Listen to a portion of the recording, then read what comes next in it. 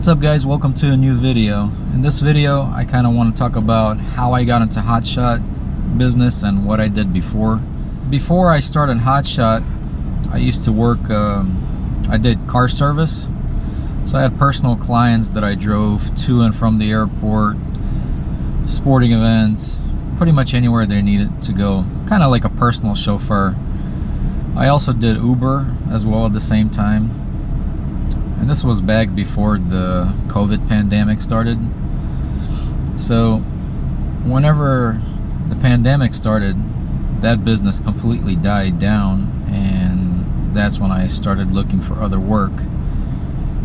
For a short period of time, I worked with my brother doing home remodelings and kind of like a carpenter type of work. But that kind of wears you out big time, especially like when you're doing tiling or anything to do heavy that you constantly have to use your hands. That really wears you out. So then this guy that I knew, he and his brother-in-law, they just started doing hotshot business, and he told me about it, and I was interested in it because he told me the pay was pretty good. And this was back in the day when this was like three, maybe a little more than 3 years ago. Business was really good back then.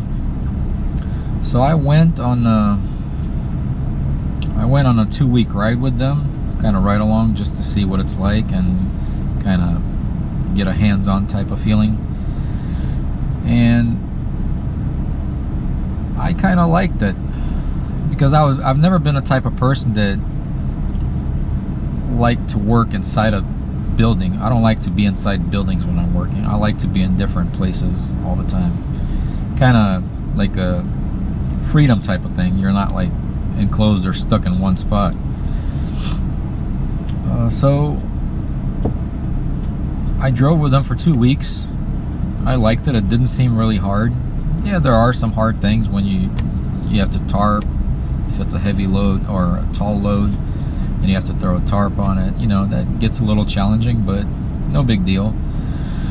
So they told me about the pay and how much money you can make, and it sounded good to me, so I started doing that. I was working for them, and I was getting 30% of the gross income, which is, I don't know, everybody I guess pays differently, but 30% is not too bad.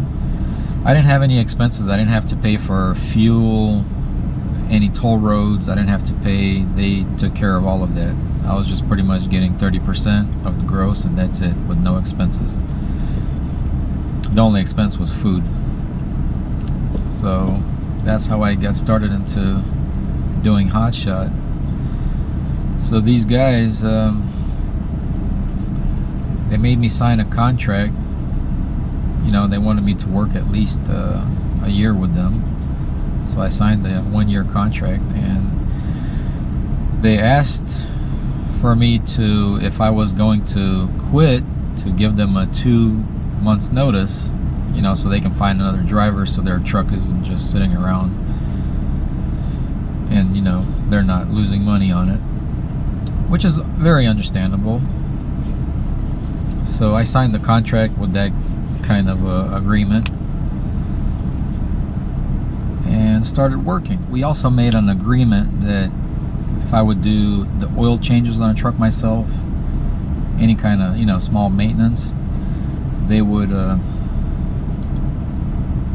on each one of my 34-hour resets, they would pay $100 towards getting a hotel room. Because back then I was like, when I was doing my resets, the 34-hour resets, I would get a hotel room for 2 nights. So that was pretty nice.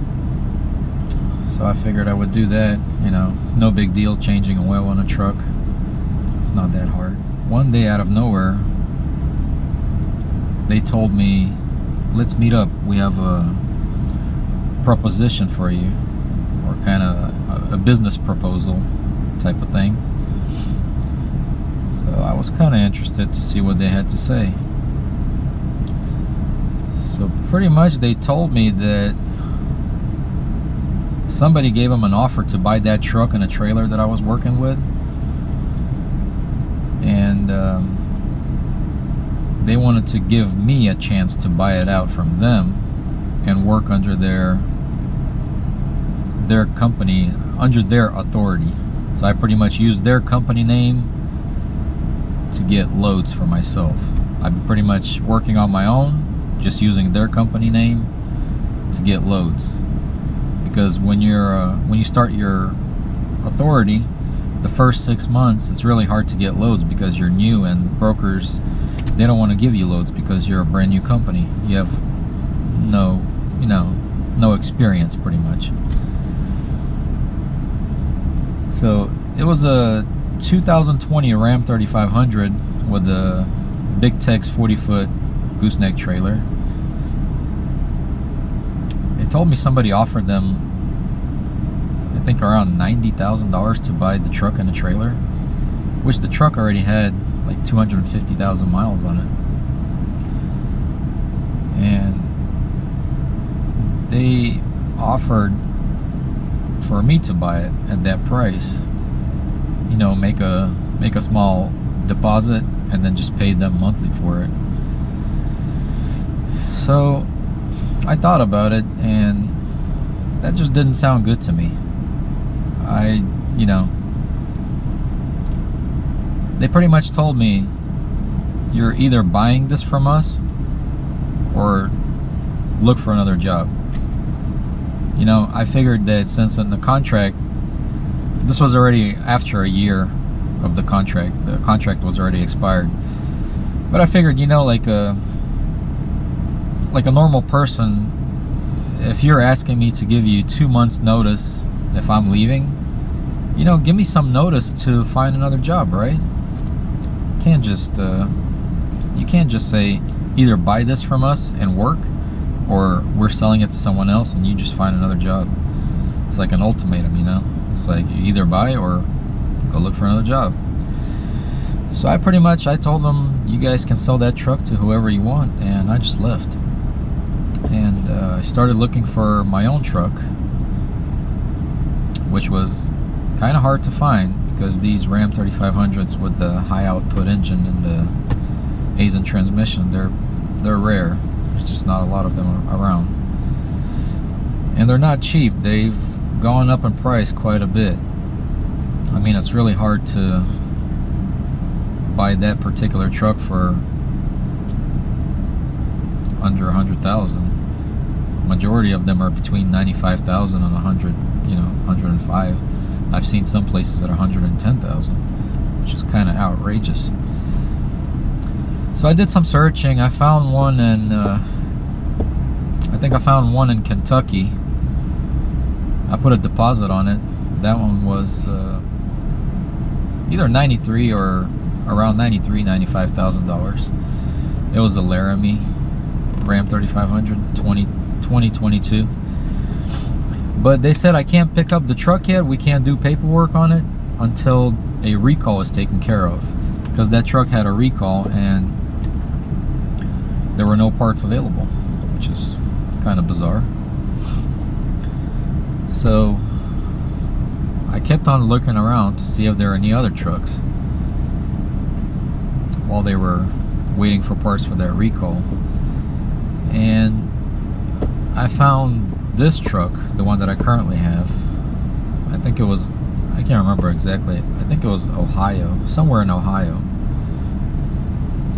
And this one was,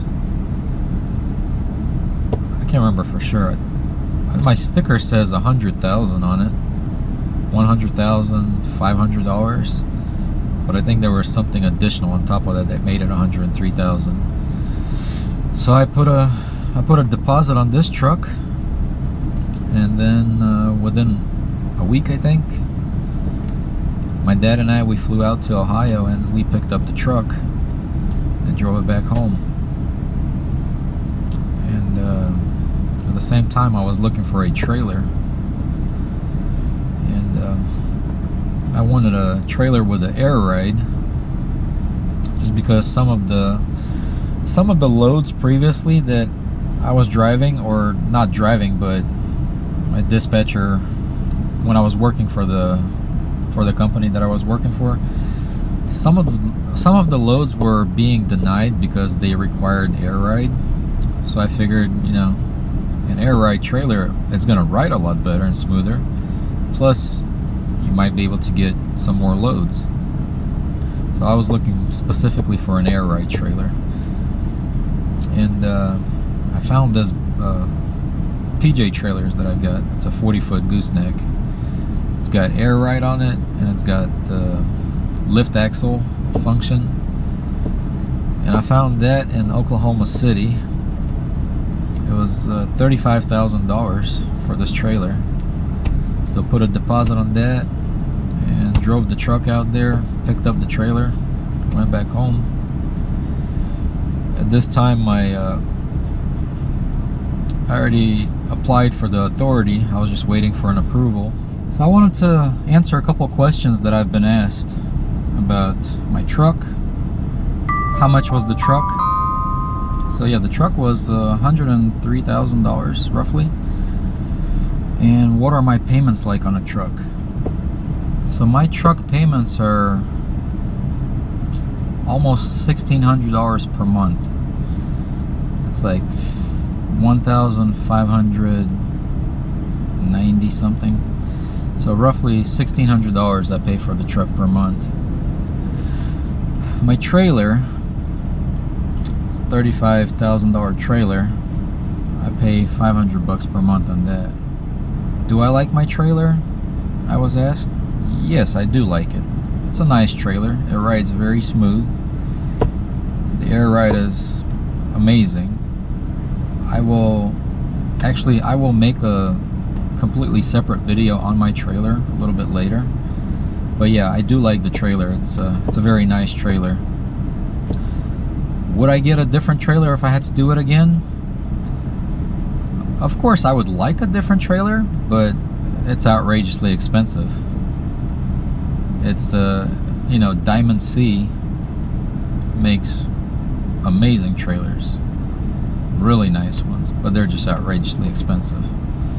So if they were the same price, I would get a Diamond C trailer, but you know, too expensive for me. How much do I pay for my truck and trailer insurance? So right now, currently, I'm with Berkshire Hathaway as the company, and my insurance is also right almost at $1,600, just slightly less than $1,600. So like, I think 1,560 or 1,580, around there. That's what I pay for my truck and trailer insurance.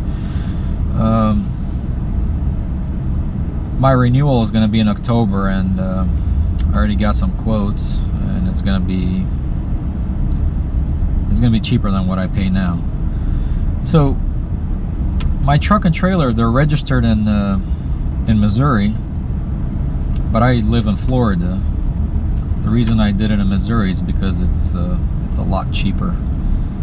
So in Missouri, currently the insurance that I have, it's $19,000 per year for the truck and trailer. If I was to do it in Florida, it would have been $10,000 more. So it's crazy. Florida insurance is super expensive.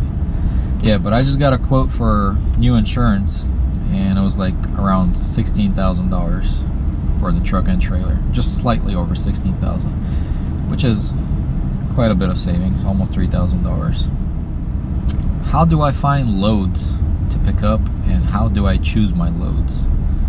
So I use a dispatch service, and they find loads for me, just because I think it's hard to drive and find time to look at the load board to look for loads. It's super hard. I've never tried it, but just imagine if you're driving or you're picking up a load. I mean, on a load board, you constantly have to be sitting on it, because as soon as these loads come out, people start calling right away. And sometimes even my dispatcher, as soon as they see a load, they call right away, and it's already covered. sometimes I'm just kind of, my mind is boggled how quick those loads go. How do I choose my loads? Which ones I want to take and which ones I don't? I'm not quite sure how to answer that question. I try to be at a $2 per mile minimum. I try to, as much as possible, I try to avoid high loads, tall loads, more than heavy loads. I would much rather take a short versus a light, tall load, just because that wind drag is going to be a lot worse on your fuel mileage. So there's really no good way to answer how I choose which loads to take. You kind of, when you work in this field for a while, you kind of, you know, get the hang of choosing which ones you want, which ones you don't.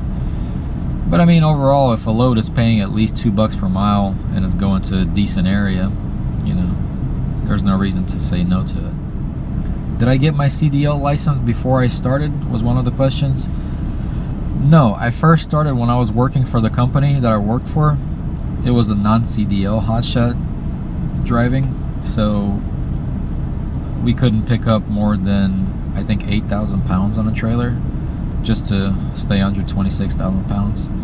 So I did about a year and a half as non-CDL doing that, and then I decided to get a CDL just because there was an incident with the trailer that I was working with. I was driving on a highway, it was a bumpy road, and the spare tire that's attached to the top of the gooseneck, it just, the bolts that hold it down broke off, and that spare tire fell down, went underneath the trailer and bent the axles, so that trailer was totaled out. So they got a new trailer, which was a CDL trailer.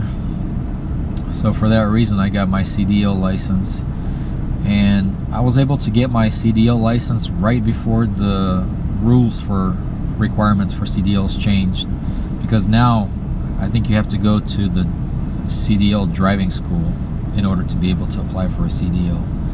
But I did that right before I got my permit before that, which was super easy. You just I can't remember how many questions it is on a computer, but you just answered the computer questions and they give you a permit. So same thing with the CDL driving test. They require you to do a pre-trip inspection, and then you do a basic driving test where you go with you have to have your trailer with you, hooked up to your truck, and then the officer will take you on a road, you know, just basic driving, changing lanes, making turns. They ask you, you'll pass by different signs on a road, and then afterwards they will ask you what was that sign, and you have to remember what that sign was. So, yeah, so they want to make sure you're paying attention to the road. And then they'll make you do sometimes they'll make you do parallel parking with the trailer, or sometimes they'll do like an alley backup. And that's pretty much it for CDL testing. What is my monthly profit after all the expenses that I have? That's really hard to say because each week is different. Sometimes it's super slow, sometimes it's decent. So I can't really answer that question. But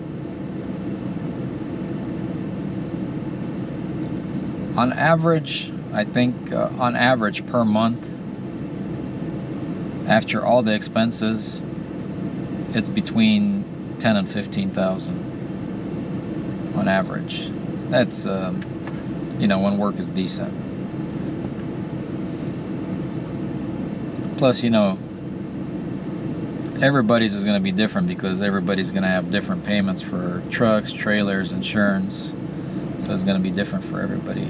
But mine is roughly between 10 and 15 per month on a decent month. Do I love doing hotshot? I mean, it's not bad. like any other job, it's got pluses and minuses to it. I'm always in different places. I get to see new places, new cities.